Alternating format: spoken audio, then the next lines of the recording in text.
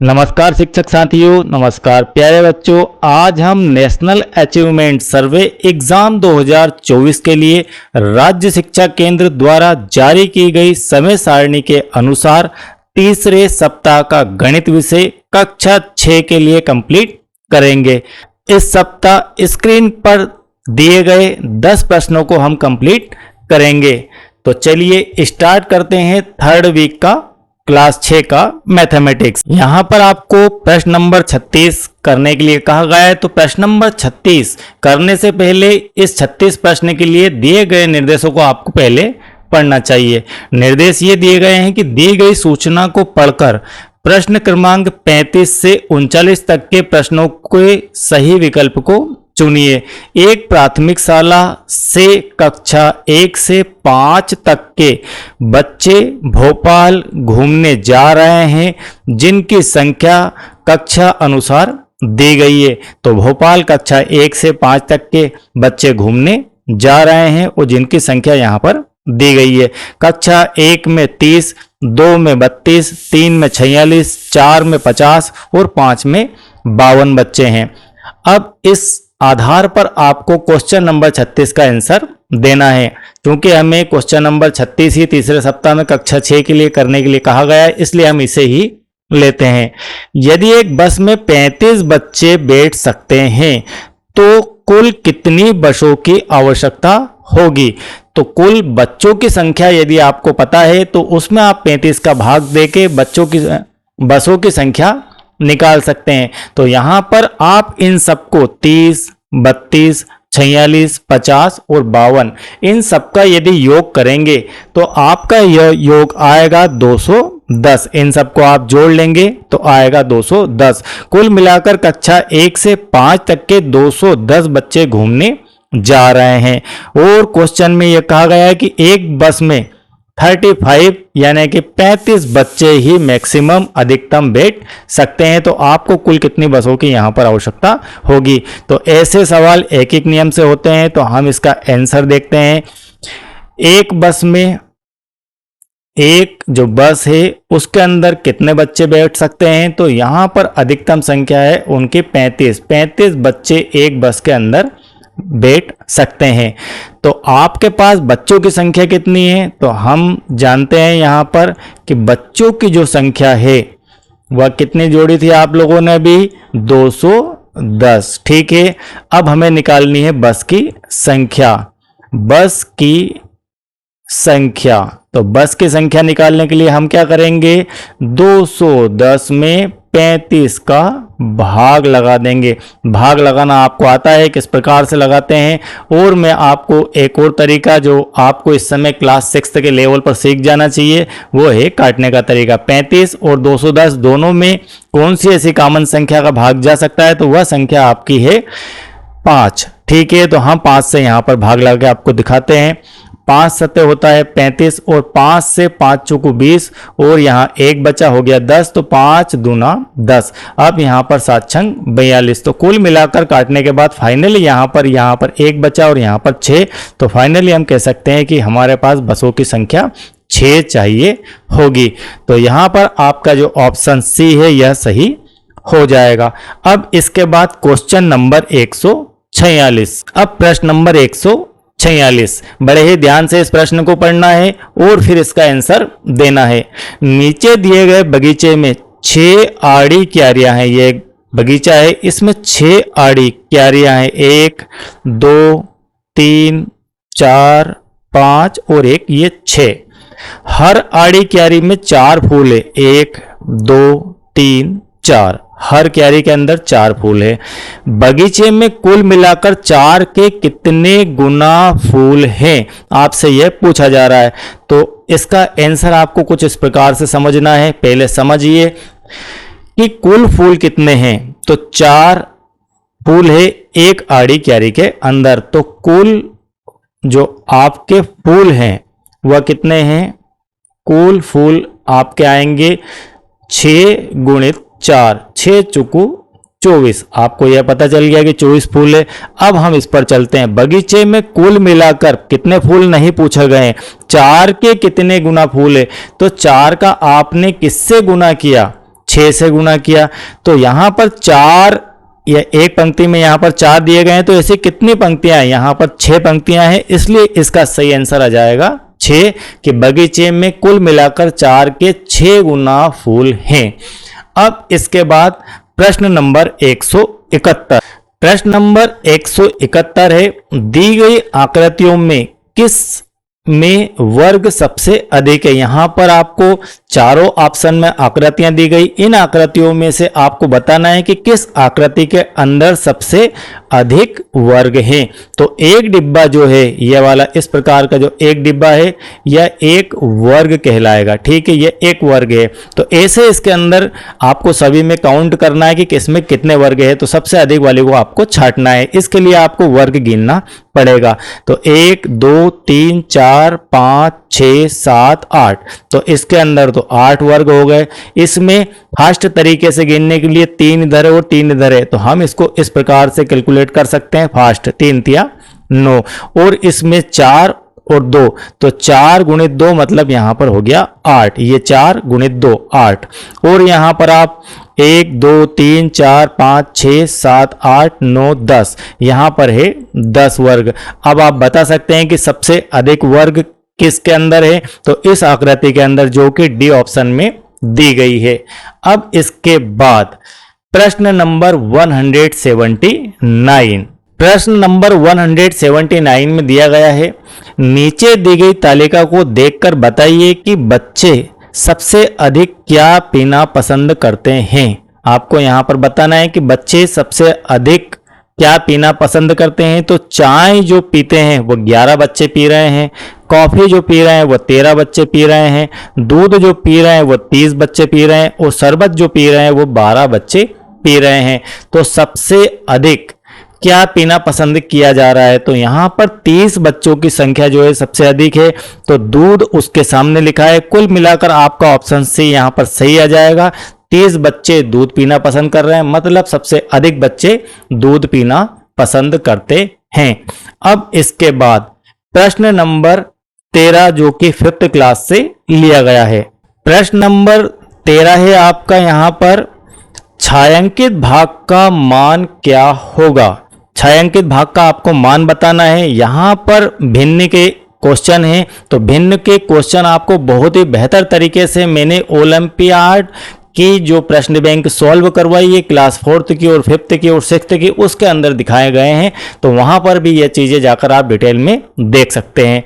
तो यहाँ पर क्वेश्चन नंबर 3 हमें जो 13 हमें जो देखना है, उसके अंदर हमें इसका फ्रैक्शन बनाना है। ये जो चारों ऑप्शन आपके दिए गए हैं ये भिन्न के फॉर्म में दिए गए हैं। तो फ्रैक्शन कैसे बनाया जाता है किसी भी आकृति को देखकर, तो यहाँ पर जो आकृति दी गई है इसके अंदर समान प्रकार के कितने भाग हैं उसे हम काउंट करते हैं। 1 2 3 4 5 6 7 8 9 और 10 भाग, कुल मिलाकर इसके अंदर 10 भाग हैं।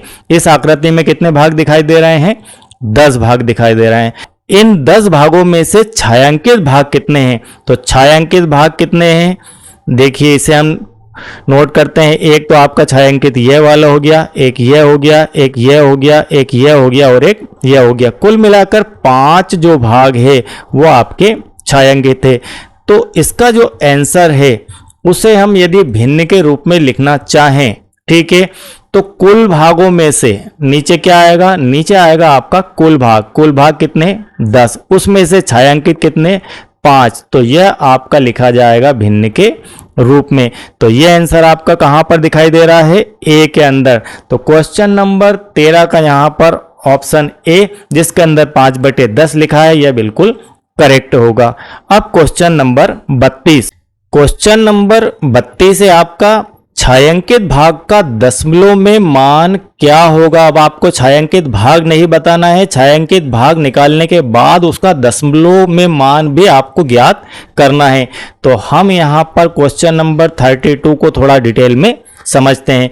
ये जो आपको आकृति दिखाई दे रही है इसमें कुल भाग कितने हैं, तो सबसे पहले कुल भाग, कुल भाग की संख्या कितनी है, कुल भाग यहाँ पर है बराबर बराबर जो भाग है 1 2 3 और 4, कुल बराबर भाग है 4।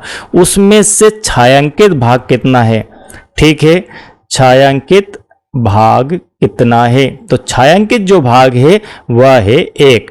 तो इसको हम भिन्न के रूप में यदि लिखना चाहें तो क्या लिखेंगे?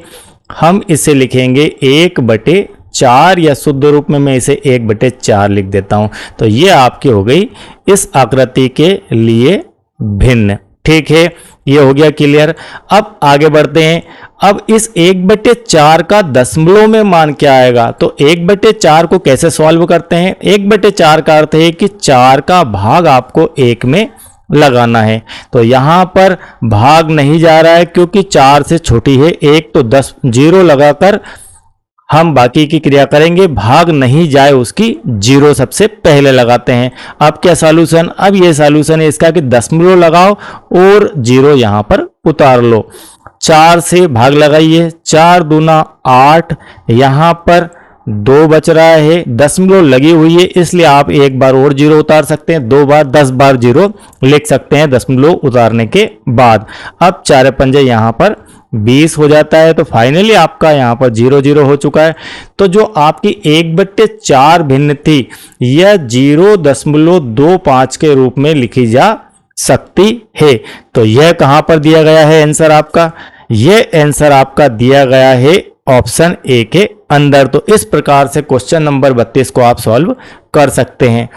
अब इसके बाद प्रश्न नंबर 66।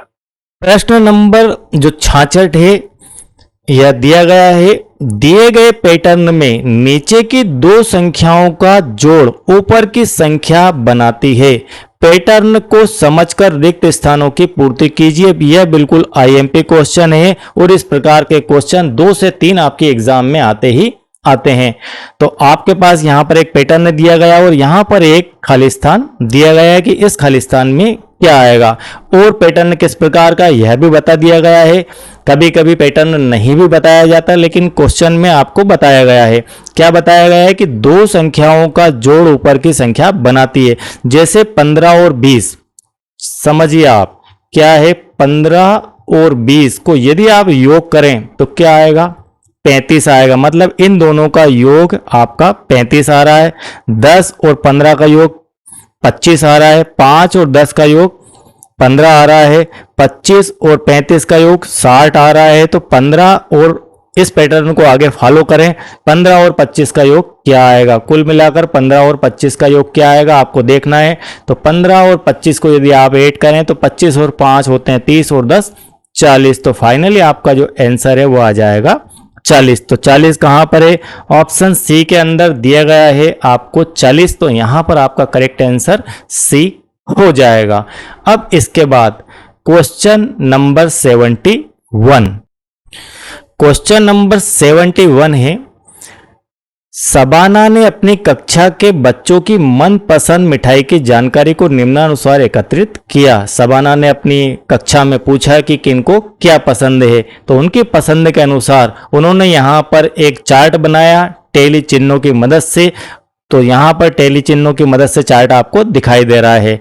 जलेबी के लिए इस प्रकार का बनाया, गुलाब जामुन के लिए ये लिखा, रसमलाई के लिए इस प्रकार से और बूंदी के लिए इस प्रकार से। तो अब आपको यहाँ पर संख्या तो दिखाई नहीं दे रही है, तो इसके लिए आपको समझना होगा टेली चिन्ह। टेली चिन्ह का अर्थ है कि ये जो एक बॉक्स है इसके अंदर लाइनें कितनी है। अब आप यहाँ देखिए 1 2 3 4 और एक आड़ी लाइन यहाँ पर 5। तो ये आपकी हो जाती है बराबर 5। तो यहाँ पर 5 5 10 और 2 इसकी 12। तो ये संख्या हो गई आपकी 12। अब यहाँ 5 5 10 और 1 2 3 ये हो गई आपकी 13। यहाँ रसमलाई के लिए चलिए यहीं पर लिख देते हैं जलेबी 12, गुलाब जामुन यहाँ पर 13 है, और यहाँ पर 5 और 5 10 हो गई रसमलाई की, और यहाँ 5 और 5 10 और 2 12 अगेन हो गई। अब आपको क्वेश्चन के अनुसार आगे बढ़ना है। उपरोक्त तालिका अनुसार सही जानकारी कौन सी है? आपको बताना है कि सही जानकारी कौन सी है। हम देख रहे हैं हमारा क्वेश्चन नंबर 71।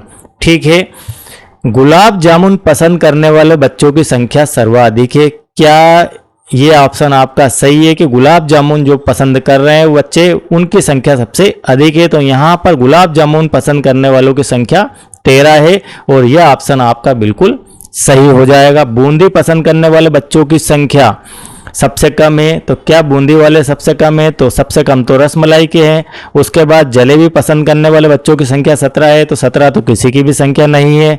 और रसमलाई पसंद करने वाले बच्चों की संख्या 9 है, तो यह भी गलत है, उसकी संख्या 10 है। ठीक है, रसमलाई वालों की। तो सही आंसर आपका ए वाला हो जाएगा। अब इसके बाद आपका क्वेश्चन नंबर 87, प्रश्न नंबर 87 है आपका, दी गई नेट के उपयोग से कौन सी आकृति बनेगी? नेट से अर्थ है कि इस आकृति को इन्होंने कहा यहां पर नेट। ठीक है, इसके उपयोग से कौन सी आकृति बनेगी? अब आप इस नेट को समझिए, ये नेट क्या है। मान लीजिए आपकी कोई इस प्रकार की आकृति है, आप इसको घड़ी करना चाहें। ठीक है, घड़ी करना मतलब इसको फोल्ड करना चाहें। यदि आप इस प्रकार का कोई बक्सा है, ठीक है, यहां पर मैं आपको दिखाता हूं कैसा बक्सा। मान लीजिए आपके पास कोई घर में पैकिंग करके पुष्टे जो आते हैं, पूड़ा जो आता है, उसको जब आप खोलते हैं तो वो पहले तो पूड़ा ऐसा दिखाई देता है। इस पूड़े को यदि आप स्टेप बाय स्टेप खोलें तो आप एक परत ये नीचे वाली, तो इसे यहाँ पर रख लीजिए मान लीजिए, और ये वाली जो परत है इसको आप यहाँ पर खोल लीजिए। ठीक है, ये इसके साइड में ऐसी कैसी खुल जाएगी तो लंबी हो गई। अब ये लंबी हो गई, इसके बाद में इसके साथ चिपक कर ये वाली आएगी तो ये यहाँ पर आ जाएगी और एक यहाँ पर आ जाएगी। इस प्रकार से दो बची हुई यहाँ पर आ जाएगी। तो अगर आप उस पूड़े को खोलेंगे, आपको खोलकर देखना भी है, घर पर यह प्रयोग करके जरूर देखिएगा कि क्या यह आकृति इस प्रकार की आप बना सकते हैं। तो यह इस प्रकार की आकृति से बनाया जाएगा। ठीक है, या इससे यह आकृति बनेगी। तो यह आकृति किस प्रकार की आकृति है यह आपको बताना है। कौन सी आकृति इससे बनेगी? क्या घनाभ बनेगा, क्या घन बनेगा, क्या शंकु बनेगा, क्या बेलन? तो शंकु और बेलन नहीं बन सकता है, क्योंकि आपका जो शंकु होता है वह इस प्रकार का होता है, आपका जो बेलन होता है वह इस प्रकार के आकृति का होता है। ठीक है, तो ये इस प्रकार के होते हैं। बचे घन और घनाभ, तो ये आपका घन है। और इस प्रकार से थोड़ा सा इसको लंबा कर दिया जाए तो यह बन जाएगा घनाभ। ठीक है, यह आकृति आपकी कहलाएगी घनाभ। तो घनाभ बन नहीं सकता क्योंकि ये बराबर बराबर स्क्वायर हैं, तो इसलिए स्क्वायर से मिलकर ही हमेशा घन बनता है, मतलब वर्ग से मिलकर क्या बनता है? घन बनता है। तो इस कारण से आपका सही आंसर यहां पर ए आ जाएगा। अब इसके बाद प्रश्न नंबर 102 जो कि तीसरे सप्ताह के मैथमेटिक्स का प्रश्न नंबर 10 है और लास्ट है। प्रश्न नंबर 102 बहुत ही आईएमपी प्रश्न है। यहां पर सभी क्वेश्चन आईएमपी ही है।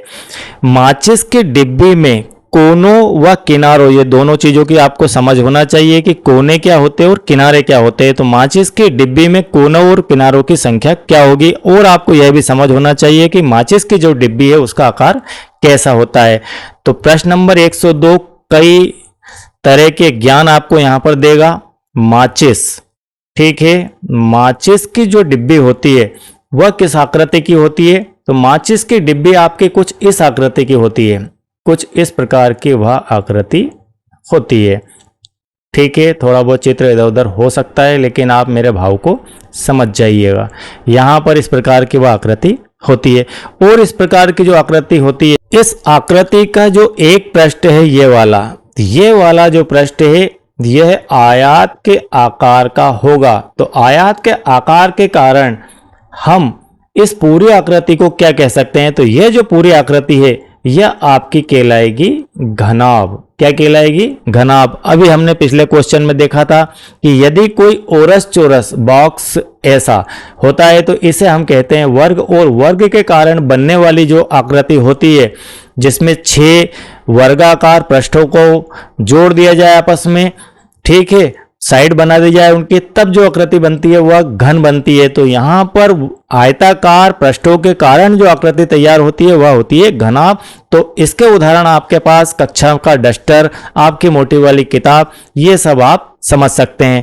तो यहाँ पर आपको अब आकृति समझ गए होंगे, आकृति की समझ आ गई होगी। तो माचिस की डिब्बी में कोनों और किनारों की संख्या आपको बताना है। अब इस आकृति में कोने कौन से होते हैं? तो ये वाले जो और नीचे के जिन्हें आप कहते हैं कोने, ये 4 कोने, 5, 6, 7 और 8, कुल मिलाकर यहाँ पर 8 तो हो जाएंगे कोने। ठीक है, और क्या पूछा है? किनारे। तो इनको कहते हैं किनारे। ये 1, 2, 3, 4, 5, 6, 7, 8, 9। ठीक है, इस प्रकार से। और क्या छूटा है इसमें? अगेन 1, 2, हाँ ये यहाँ पर और यहाँ पर ये ले लिया, एक ये छूट गया और एक ये छूट गया। कुल मिलाकर यहाँ पर किनारों की जो संख्या होगी वह हो जाएगी 12। किनारे कितने हो जाएंगे? किनारों की संख्या हो जाएगी 12। तो 8 तो कोने और 12 किनारे। क्रम क्या है कोने और किनारे का? यहाँ पर कोने हैं 8 और किनारे हैं 12। तो आपका आंसर डी यहाँ पर सही हो जाएगा। तो आई होप कि इतना आपको क्लियर समझ में आ गया होगा। और यदि आपने लास्ट नेस के पहले और दूसरे सप्ताह के वीडियो नहीं देखे हैं तो प्लेलिस्ट में वे वीडियो आपको देखने को मिल जाएंगे, तो वहां से वीडियो जरूर देखिए, क्योंकि ये क्वेश्चन बहुत ही इंपॉर्टेंट क्वेश्चन है। यदि आपने अब तक चैनल को सब्सक्राइब नहीं किया है तो चैनल को सब्सक्राइब कीजिए, बेल आइकन को प्रेस कीजिए और मेरे चैनल के साथ बने रहिए। Thank you very much.